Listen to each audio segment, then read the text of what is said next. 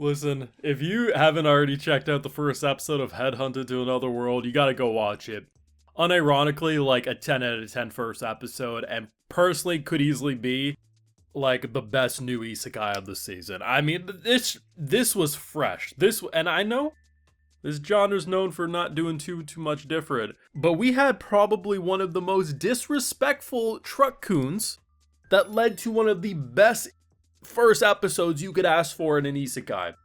The worst part of Truck-kun in this episode is that the driver of Truck-kun thought so little of our man that he sent his cousin Carlos out on Scooter-kun, and he got bumped so gently, and that was enough. He probably cracked his head on the way down. So a salaryman gets isekai to this world, which you're like, okay, isekai, they do some silly ideas. I mean, hell, we got reincarnated as a vending machine. What else is new, right? And from damn near minute one of this dude getting summoned, I knew we were in for a treat. The Demon Lord, who looks like something that could be like, I don't know, Shredder from TMNT or an enemy a Power Rangers would fight, basically gives him the, listen boss, I know you don't have powers.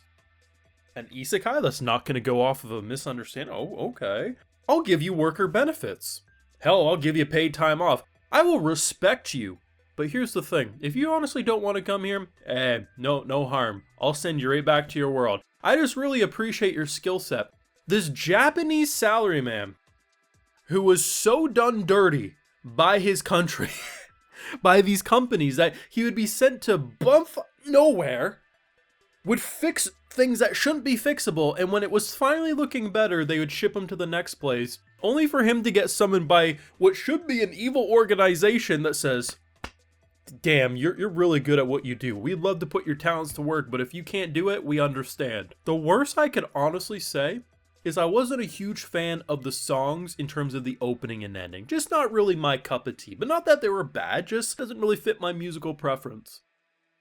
Everything else did. 10 out of 10. I got full live reactions over on Patreon if you want to see me laugh in real time to this greatness. It's gonna be over there exclusively.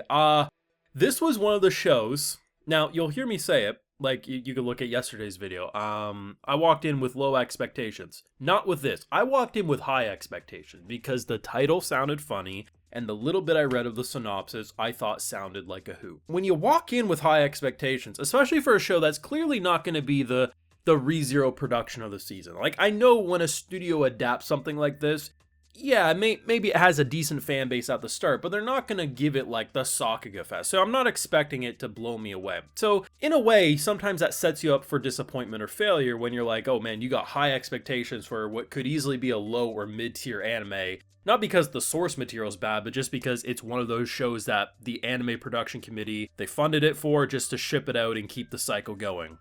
But they delivered. Maybe things will change in time, but I love the art style. The biggest thing I can say about the art style is I did assume with a title like this, there would be a lot of silly reactions, but I'm so used to like, here's this like macho character or this very, like in this case, a salaryman character. So I was expecting a lot more chibi-ified reactions.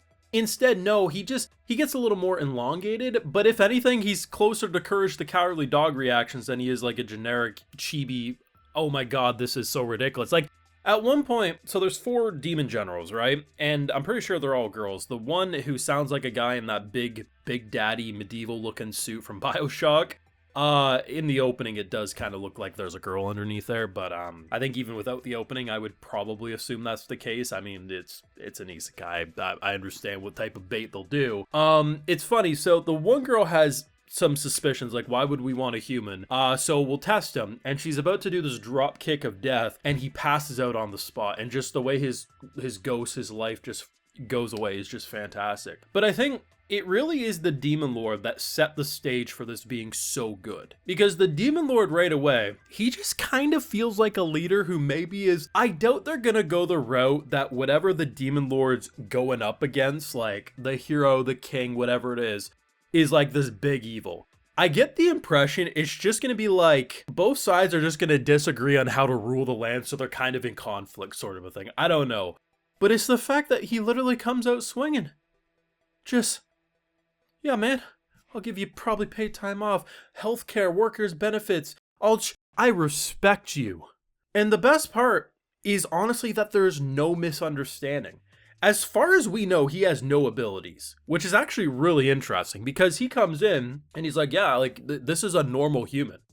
I did a background check on this guy. He's really good at negotiating and we could really use that on our team. And the first negotiation we do is with a Minotaur. So a girl comes in and he's like, nay, nay, nay, nah, we ain't doing this. She throws a temper tantrum. He clearly is. Negotiations falling flat. Our boy comes in, uses his experience from his old life where he had a similar situation. Dude was saying, nah, but he actually looked happy when saying it. Turns out it's just a kind of idea of passion. We just want to discuss the details a little further.